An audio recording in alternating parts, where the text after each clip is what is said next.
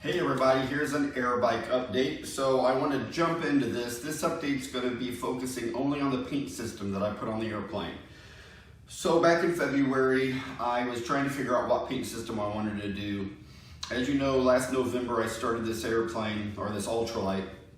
It's an AirBike, and bought me the 4130 steel and TIG welded up the airframe. And about February, I started thinking about what paint system I'd use. I'd used epoxies in the past. I'd used a lot of paints over the last 30 years. And wanted to try a water-based system. Now, I mentioned a couple of places I was going to do the Stewart systems, and I got a lot of kind of negative feedback at first, and I was really surprised by it. So I started researching all the different systems, and I started researching the Stewart systems deeper, and what I've come up with is anybody who's used it that doesn't like it, I'm not sure they really understood how to mix it and how to use the paint system, because as you can tell, I've had some fantastic results with the Stewart systems. So I'm going to dive into this. I got quotes on getting the airframe sandblasted, and they were stupid expensive here in Indiana. So since this is an ultralight and it's not like an F4U Corsair, you know, it's something that I would care about. And I don't even think you would sandblast that because most of that's aluminum, right? But I made up my mind I was going to prep the airframe myself. So I got a Scotch Brite, either the red or maroon. I don't know if there's a difference because the ones I got were maroon. They're called maroon, but some people told me, well, that's red. There may be a difference, don't quote me. But I took the Scotch Brite maroon and basically just every nook and cranny, sanded basically this fuselage down, or buffed it down to the Scotch Brite pad. Stewart Systems makes a product called EcoClean, and it is really neat stuff. It comes basically where you need to dilute it, and you need to read the directions and figure out how much you want to dilute it for what kind of cleaning you're going to do with it. But I tested it on some other greasy parts, and this stuff eats it up. I mean, it's incredible stuff. So I buffed it with a Scotch maroon, and then wiped it down with the EcoClean, and then wiped that down as a rinse with a little bit of distilled water and made sure it was dry. I also was going to paint it within 24 hours, so I don't think I had time for any flash rust to pop up. The primer I used was called epoxy, and it's a two-part water-based epoxy primer.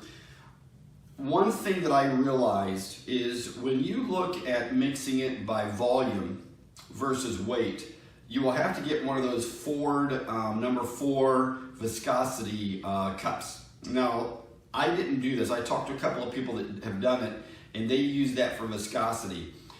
And then you count how many seconds it takes for it to drain through it. But kind of looking at it scientifically, I think by weight you're going to be more accurate because you're measuring down to the gram. So go to Walmart and buy a cheap gram meter, okay? And the way you mix the epoxy system is for basically, for one part of the A, you're going to have 18% of the hardener, or the resin, I'm not sure what they call it. Not resin, but the hardener. And you're going to have 13% distilled water. So what you do is, like, I measured up 200 grams at a time. And that's a lot of a plastic cup, okay? It's like 3/4 of a plastic cup. Then I put in 36 grams of the hardener, and then I put in 28 grams of the water. Now, it should have been 26 grams if you were at the 13%, but I added 2 grams, and I did that after some experimentation to see how well the primer went through my gun. So what I want to do is, I want to back up for just a second here and talk about my spray system before I get into how this really went, so you understand my spray system. My spray system is 100% amateur. Okay, I have a PowerMate 26-gallon air compressor. It's that vertical compressor, the 1.5 horsepower motor on it. I have a central pneumatic water separator that you can buy at Amazon, or you can buy it at Harbor Freight. I have a central pneumatic adjustable mini detail spray gun. Same thing. You can get it at Amazon for like 19 bucks. or you can get it from Harbor Freight. And then I made a makeshift paint booth. And that's my spray system, everybody. I mean, nothing high tech, completely amateur, and I got this kind of results with it, okay? So now I want to dive back into the primer. So I've mixed up my primer. So you want to mix the paint and the hardener first, mix it really good. And then once you've got that mixed, you want to add your distilled water. And then once you add your distilled water, and it's really just that simple. I'm not kidding you. Get a gram meter from Walmart. Mix up one thing you have to do is take note of the weight of your cup. My cup weighed 8 grams. So when I put that 200 grams into the cup, it actually read 208 grams, so I had 200 grams. So you have to take into account for that cup weight, okay? Spraying it was super, super easy. When I used to do a lot of latex through the spray, you always had to do a real light fog coat because it could run. With this stuff, it didn't spray anything like latex. This was absolutely a dream to spray. So I fog coated it, probably 2.5 passes of a real light, I should say 3 light fog coats. The third one was actually starting to cover up all the metal. You couldn't see through it. And then I put a real wet coat on. And I actually experimented back here on one of the diagonals to see if I could get it to run. And because I knew I could sand it off. And you really have to put a wet coat on there. I got to sag, but I never got to run because I stopped.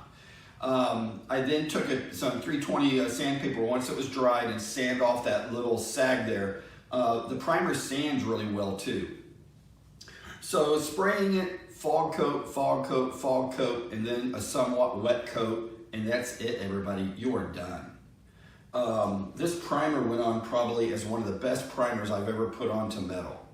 And the only time I feel like this is thicker than some of the automotive paint you would spray. At least it feels thicker to me. But if you take your time, the primer went on great. So now we're going to talk about the top coat. I prepped the top coat by taking the same maroon Scotch pad and putting a little bit of teeth into the into the primer. Okay, I wanted to scuff the primer. And then hang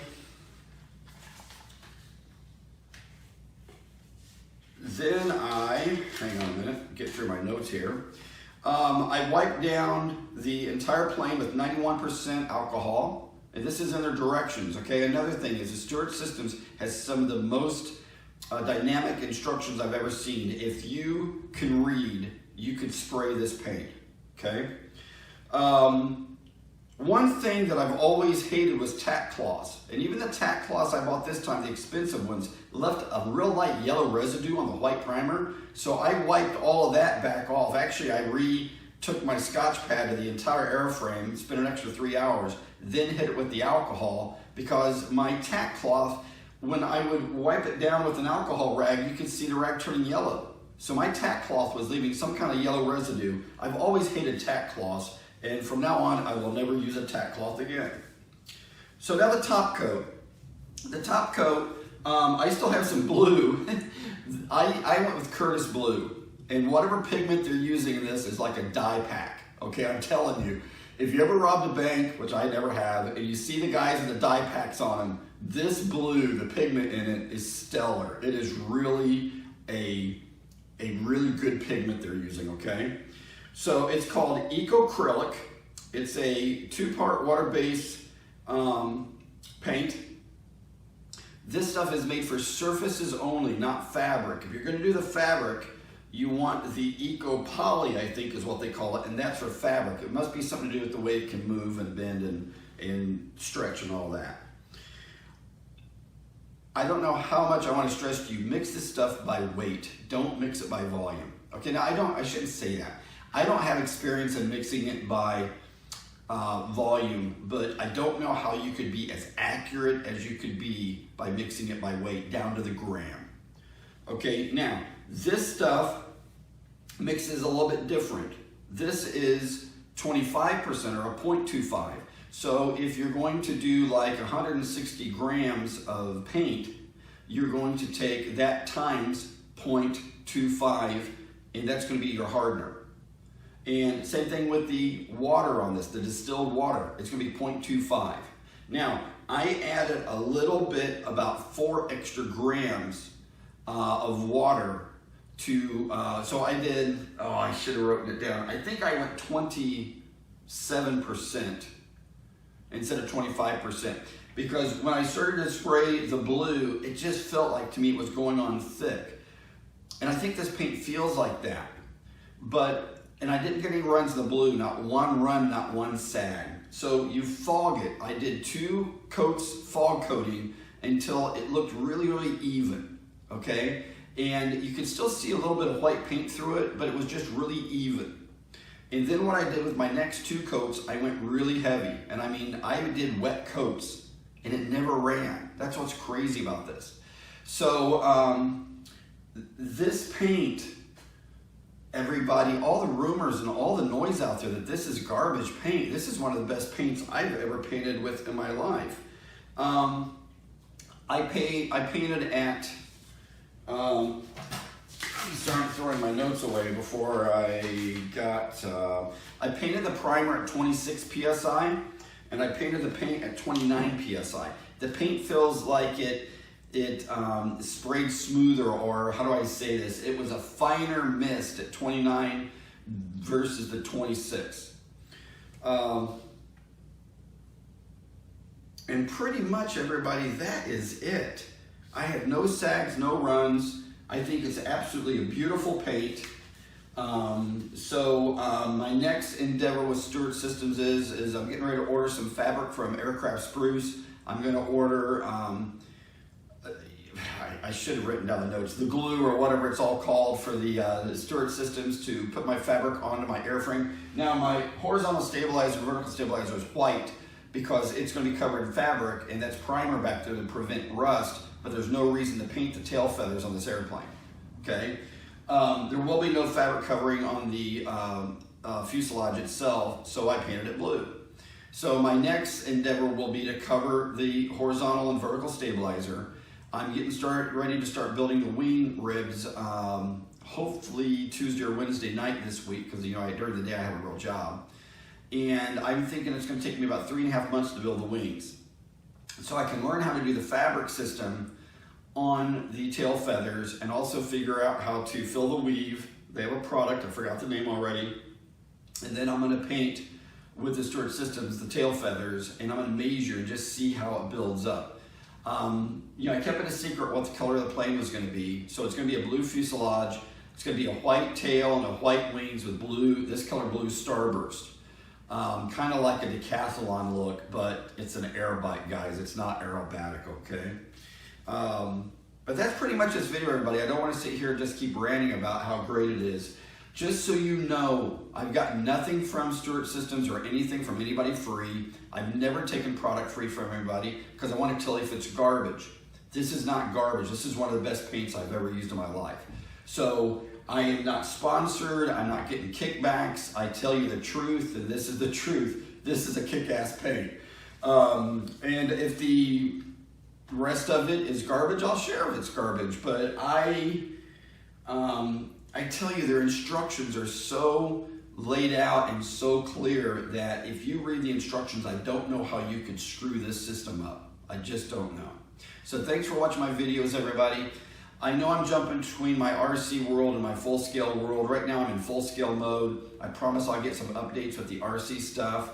But right now I'm just having too much of a kick-ass time doing the ultralight. So thanks for watching my videos, everybody. If you haven't subscribed, hit subscribe. And if you got any questions, keep emailing, PMing me, or go to Facebook and ask me. Take care, everybody, and be cool. Rock on.